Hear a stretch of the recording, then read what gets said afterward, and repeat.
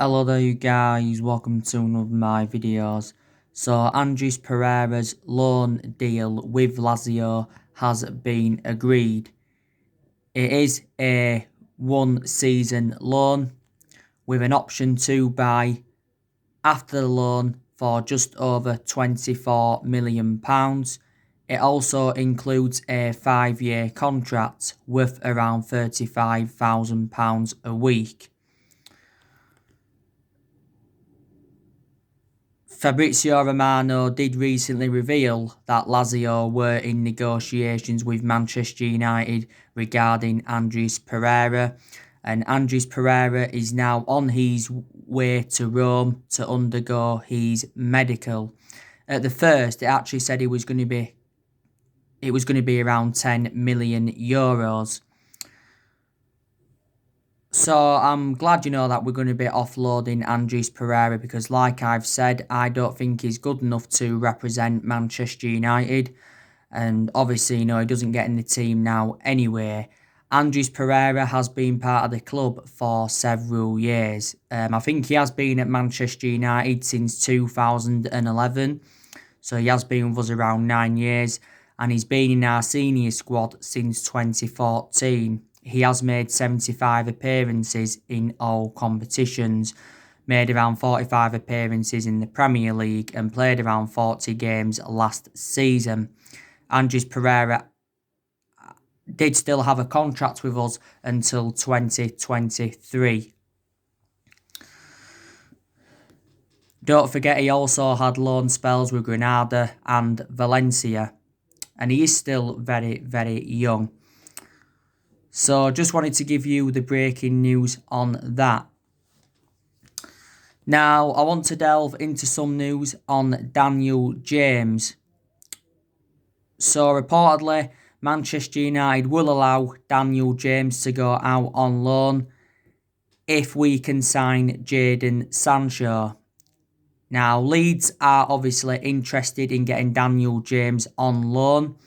He recently said they was preparing to put a bid in of around £12 million. But Sky Sports reported out yesterday saying that Daniel James wants to stay at Manchester United and fight for his place. Now, don't forget, back in January 2019, Daniel James was very, very close to joining Leeds United. Everything had been agreed, but Swansea had pulled out right at the final hurdle. So in June last year, we got Daniel James in a deal worth £18 million. And Daniel James signed a 5-year contract with the football club with an option of a further year. Daniel James is obviously finding game time difficult now, just like he did towards the end of last season. But for the vast majority of last season, he got a lot of starts. And I think from my own perception, Solskjaer overplayed him. I think Daniel James has made around 47 appearances for us in all competitions. Daniel James can play on the left wing. He can also play on the right wing. When we've played him, we've put him on that right wing a lot, but he's actually more effective from that left-hand side. It recently said that, we could sell up to 7 players this week because departures have been difficult recently for Manchester United, and I said it's very imperative that we do sell players because obviously we'll generate money and it will help us with our rebuilding process, and quite frankly there is still deadwood at the football club. Another player that's been linked to a move away from Manchester United is Jesse Lingard.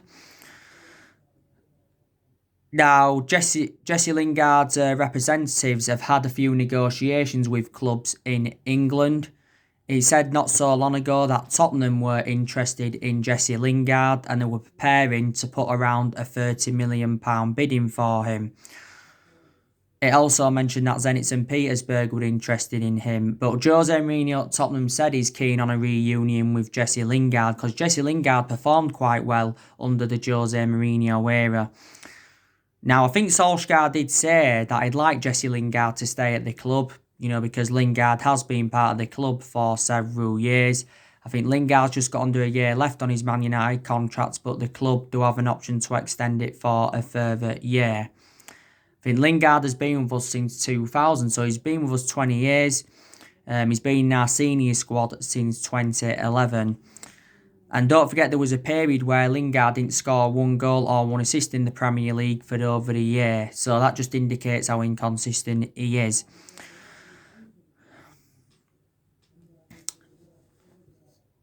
So yeah.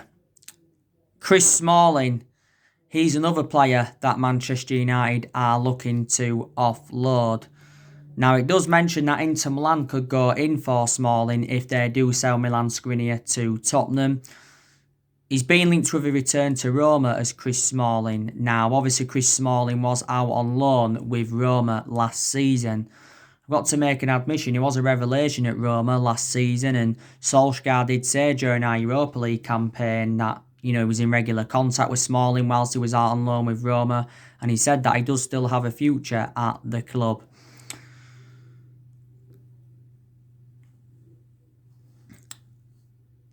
But I think Roma are preparing to put another bid in for him because we've already turned a bid down from Roma. Roma did offer around £12 million.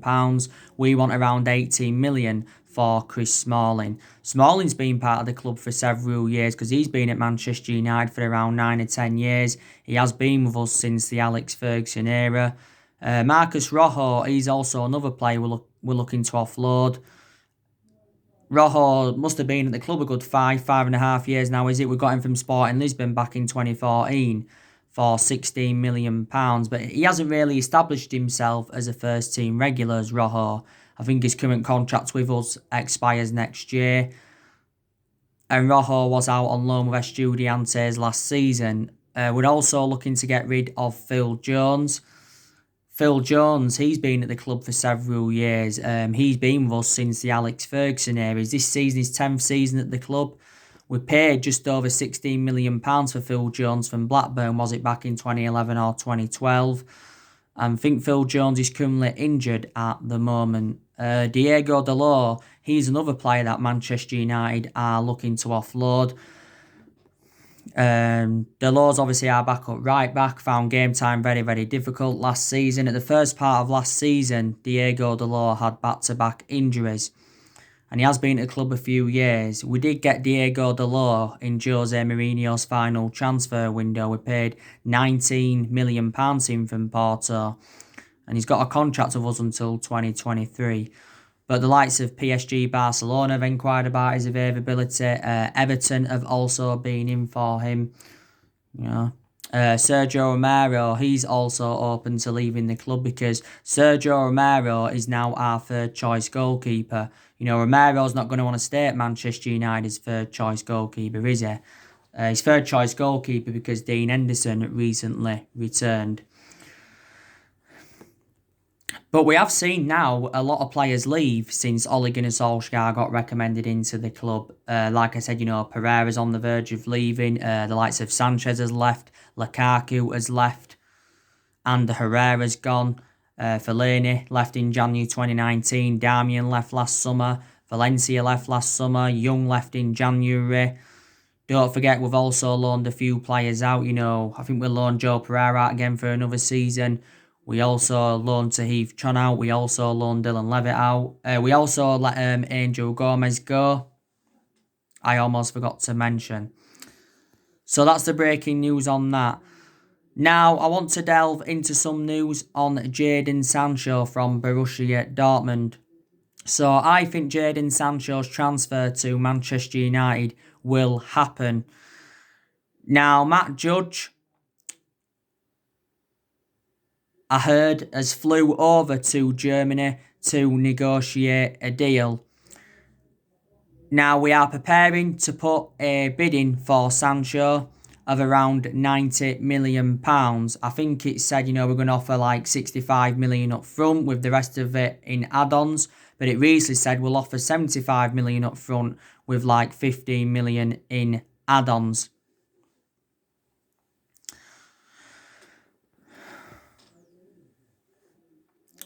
So Jadon Sancho to Manchester United is definitely on. Jadon Sancho is our number one priority target. And Solskjaer recently revealed that he has been infuriated with the Jadon Sancho transfer saga. because it has gone on for a while now. We have been in for the player for like the last 3 years.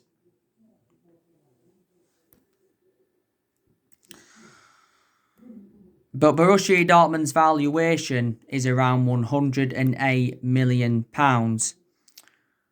And throughout the course of this Jadon Sancho transfer saga, it has been Borussia Dortmund's asking price that has been the stumbling block, because we've not been determined to meet their asking price.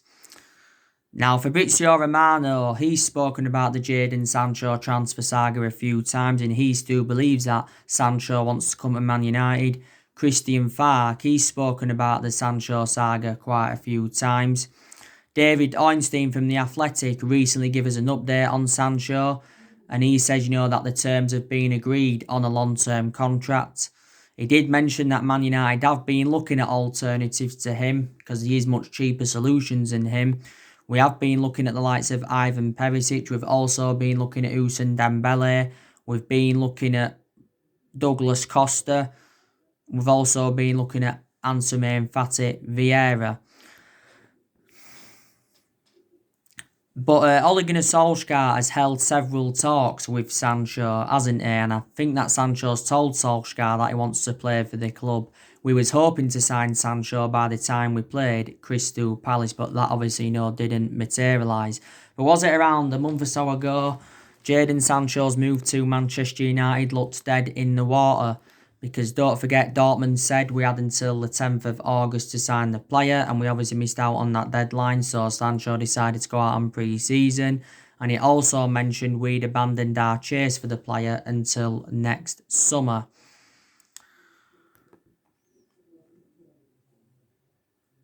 And don't forget, Lucien Favre, quite a few weeks ago, Borussia Dortmund's boss said that Sancho's staying at Dortmund.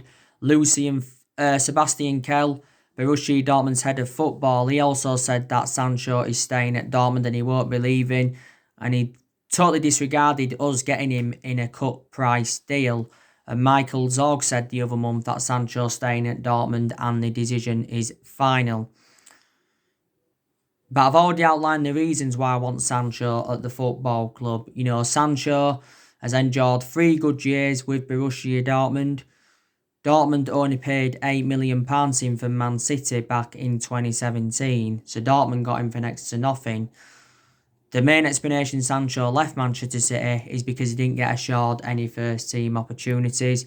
Before he was at City, he was at Watford. He was at Watford from the age of 7 to the age of 14.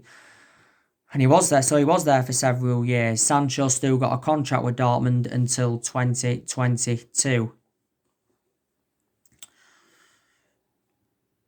Don't forget as well, we are willing to give him the number 7 because obviously we've got number 7 vacant at the moment, and he would fulfill number 7 really, really well.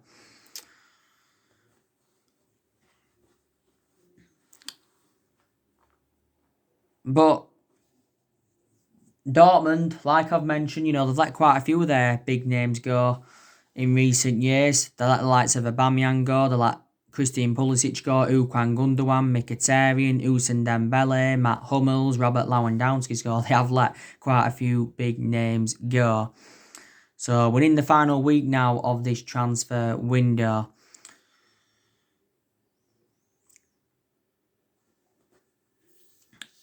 Now, I want to delve into some news on Alex Telles from Porto. So, earlier on today, it said that Manchester United had around a £15 million bid turned down by Porto for Alex Telles. And Porto said that they are expecting a new offer. Now, Porto have revealed their asking price. They do want around £18 million for Alex Telles. And we've actually been refusing to meet their valuation because I think we want to get Telles for around £12 million. And Telles himself has urged Porto to lower their asking price. But I said to you, didn't I, this morning that Alex Telles to Manchester United is a done deal. And an official announcement is imminent. Because Tellez has agreed personal terms with Manchester United, and he has agreed a 5-year contract with the club worth around 70 odd thousand pounds a week, but we just need to now come to an agreement on a fee. Alex Tellez has got a release clause of around £36 million. He's got just under a year left on his contract with Porto, so from a Porto perspective, they'd rather cash in for him now rather than letting go on a free next year. Tellez has endured around, 4 years with Porto? Before he was at Porto, he had a loan spell with Inter Milan. Before he was at Inter Milan, he was at Galatasaray. When he was younger, he played for Grêmio and Juventude. By the way, Porto will have to pay 10% of the transfer fee to Galatasaray if they do sell him, due to the sell-on clause. A few weeks ago, Tellez's agent was in Manchester to thrash out a deal for his client to join Manchester United. We have been looking at some alternatives to Alex Tellez. We've obviously been looking at that Tagliafico from Ajax. I think we've also been looking at that Torre from Monaco. But it'd be very beneficial if we can get Tellez on the board, because he's predominantly a left-back, and Manchester United are in search for a left-back, obviously.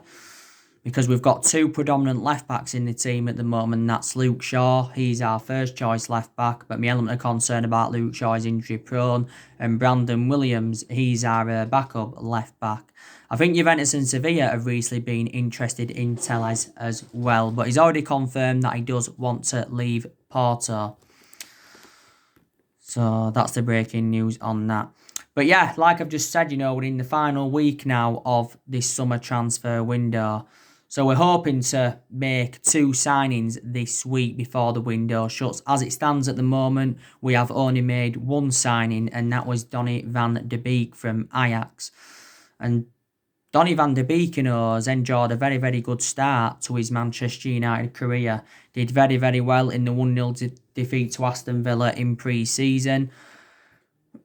Also did very, very well in the Crystal Palace defeat. Came on and scored on his Premier League debut. Also did well in the Luton game and did really well recently against Brighton when he came on. So he is a good signing, but Solskjaer said he wants to make around 3 more signings after Donny van de Beek.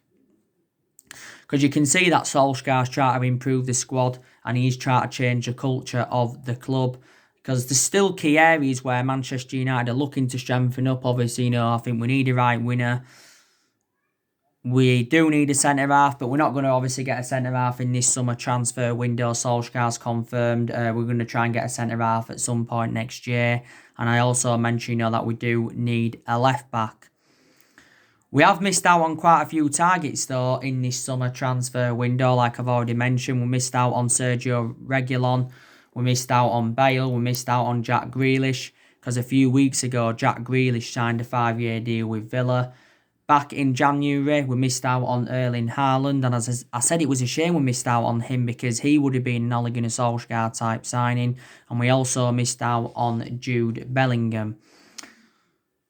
And there's obviously teams around us that have obviously done very, very good recruitment. Chelsea, they've made good signings. Leeds have made some good signings. City have made a couple of good signings. Arsenal, they've made a couple of good signings. Tottenham, they've also made signings. Everton, they've made signings. Liverpool, they've also made signings. But yeah, this summer transfer window is Ole Gunnar Solskjaer's 4th transfer window as Manchester United manager. Solskjaer so far has spent around £240 million at the football club. But I think up until this point, Solskjaer has not been backed enough. But I think he'll get the backing he needs this week, obviously. But I always said, he does deserve more backing as Manchester United manager, because Solskjaer's publicly admitted that Manchester United have got to spend money if we are to compete with the likes of City and Liverpool. And Solskjaer has said a few times, that he's been very frustrated with the board. The main explanation is over the lack of transfer business in this summer transfer window. But we've been very critical of the board for several years, because obviously, the managers that we've had since Ferguson retired haven't been backed enough. I think we've also made a lot of mistakes in the last 7 years, such as, a lot of the players we've brought in haven't been the right calibre players for Man United. I think there's some players we're giving contracts to who we shouldn't have given contracts to and that. And obviously our recruitment policy in general has been poor for several years. Obviously, Woodward's been at the football club since 2012 and the Glazers have been at the football club since 2005. But the Glazers are mostly to blame because the Glazers are the ones that brought, obviously, Ed Woodward in. They obviously recommended Matt Judging as well. And Patrice Evra recently did a video, don't forget. He launched a stunning attack on Woodward and the Glazers. And he also was talking about Matt Judging. He says he's also to blame for the failure of transfers.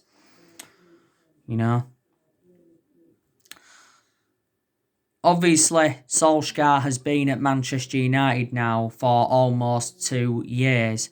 And I have taken positives from his tenure so far. Like I said, he's made some good signings so far. He's got rid of a lot of the deadwood, like I said.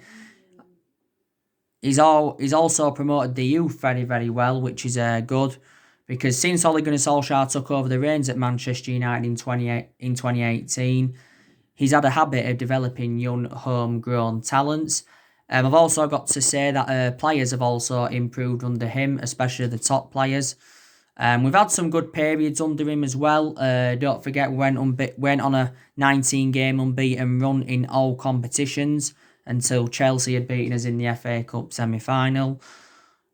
And we was unbeaten in 14 league games until Crystal Palace had beaten us on the opening day. We did very, very well in that 3-month period when Ole Gunnar Solskjaer was the interim manager, because obviously Solskjaer won, was it his first 8 games or something like that?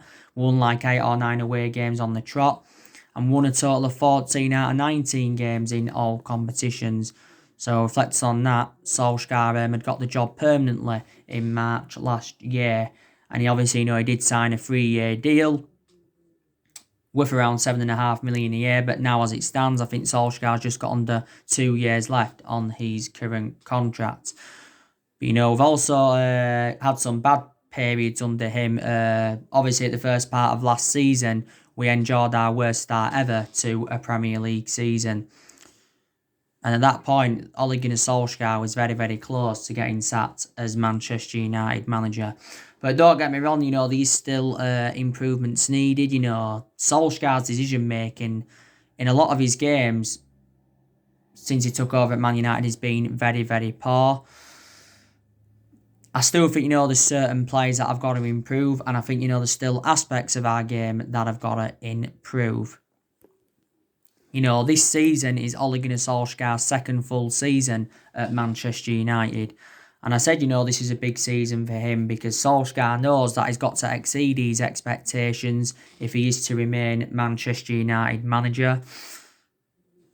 Like I said, if we do make a couple of signings before this window shuts, then we could possibly mount a title challenge up. I think another one of the priorities this season will be to win a trophy. We've obviously not yet won out in terms of silverware under the Ole Gunnar Solskjaer era, and we haven't won a trophy for over 3 years. So far this season, we've played 3 games. Obviously, we lost the first game against Crystal Palace by 3-1. Like I said, that was our worst defeat on an opening day of a Premier League season since 1995, which is 25 years ago. And it was the second season in a row that Crystal Palace had beaten us at Old Trafford in the league. But then since then we've bounced back, we beat Luton 3-0 in the cup. Goals from Juan Mata, Rashford and Greenwood.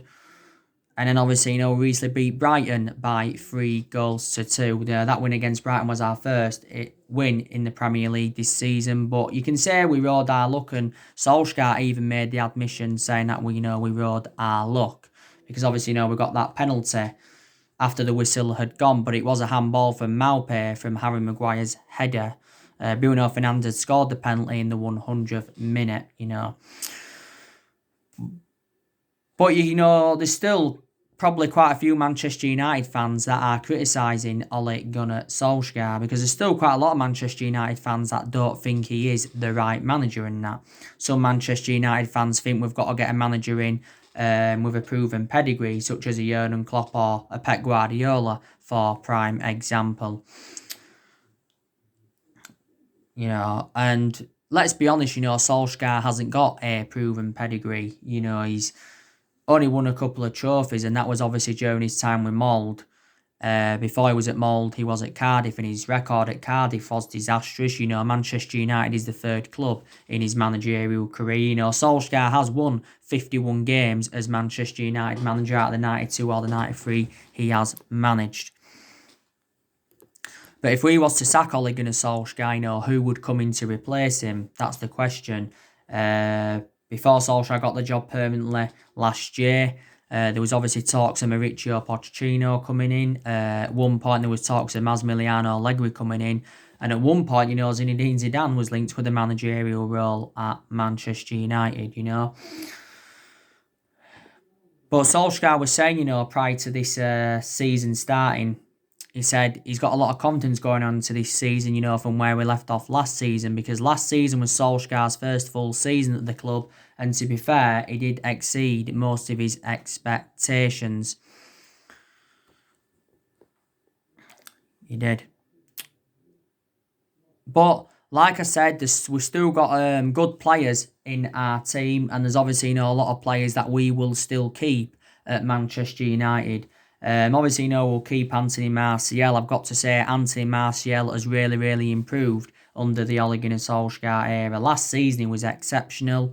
Martial has enjoyed around 5 years at the football club. Obviously, now he plays in that number 9, but he's very, very effective in that central position, is Martial, even though it isn't his predominant position. But Martial was good under Louis van Gaal era. We paid £36 million for Anthony Martial from Monaco back in 2015. Rashford, he's improved and he will stay at Manchester United. Rashford obviously now plays on that left-hand side. Rashford recently scored his first goal of the season for Man United, first league goal that is. Rashford's been part of the club for several years. He has been a United player since the age of 7, and he's been in our senior squad since 2016. Not so long ago, recovered from an ankle injury. Also had a back injury for us last season and was out for a few months with it. I've also been very, very impressed with Mason Greenwood. This season's his second full season in the senior squad. Last season was his first season in the senior squad. Mason Greenwood's obviously now our number 11. Is the 4th Manchester United player to wear the number 11 shirt. But very effective on that right-hand side. I've also got to say, we'll keep obviously Bruno Fernandes. I've been very, very impressed with him. There's some games where he has lacked that composure a bit, but prior to that has done very, very well. Don't forget Bruno Fernandes last season, I think, won some Matt Busby Player of the Year. Also, I think he's won Premier League Player of the Month 3 times, reflecting on his good run of performances. We got Bruno Fernandes in a deal worth £55 million from Sporting Lisbon back in January. I've also got to say I've been very, very impressed with Fred. Obviously, a few weeks ago, there was rumours of Fred leaving the football club because Galatasaray and Roma were interested in him, but Fred had come out and said that he wanted to stay at Manchester United and he wants to be an essential player and win trophies for the club. Fred's been with us now a couple of years. We got Fred in Jose Mourinho's final transfer window, was it? We got him for £52 million from Shakhtar Donetsk. But he's really improved, very mobile now, by the way. Fred's found game time difficult since the arrival of Bruno Fernandes. Matic, he's also done very, very well. Not so long ago, he signed a 3-year deal with the club, did Matic. Matic has enjoyed a good 3 years now, it's something like that at the club. We got him in a deal worth £40 million from Chelsea in 2017. Also, McTominay, I think he's the foreseeable future for Man United. There's still aspects of his game that have got to be improved, but I thought last season, to be fair, he did quite well. Don't forget, he did have that ankle injury, though, last season, and not so long ago, McTominay signed a 5-year deal with Man United. Paul Pogba, like I said, I think he will stay for at least another season. There's still a slight chance he could leave the club, but I don't think he will in this summer transfer window. There is uncertainty regarding his future, Paul Pogba's, like I mentioned to you yesterday. Luke Shaw, I think he's also done very, very well under the Solskjaer era. My only element of concern about Luke Shaw is that he is injury prone. Not so long ago recovered from an ankle injury, but as it stands at the moment, he's our first choice left back. Obviously, Luke Shaw's enjoyed around 6 years at the club. Obviously, we got him from Southampton back in 2014 for around £30 million. Brandon Williams, he's done well. Last season did very, very well. And we recently gave him the number 33 shirt. He's the first player to wear the number 33 since Paddy McNair. And not so long ago, he signed a 4-year contract with the club. Victor Lindelof, he's very inconsistent now, but I think he will still stay at Manchester United for at least another season. Victor Lindelof. I think we need a better centre half than him to go alongside Harry Maguire. Bay, he'll stay at Manchester United for at least another season as well. I know there's been rumours of him leaving, but I think Bay's a better centre half than Lindelof. My only element of concern about Bay is that he is injury prone. I think Tuanzebe, he'll also stay as well. Foster Mensah could possibly stay. Wan-Bissaka, he's definitely the foreseeable future for Manchester United. This is Wan-Bissaka's second season at the club, isn't it? We got him in a deal worth £50 million from Palace last summer. But Wan-Bissaka has just got to improve his attacking intent.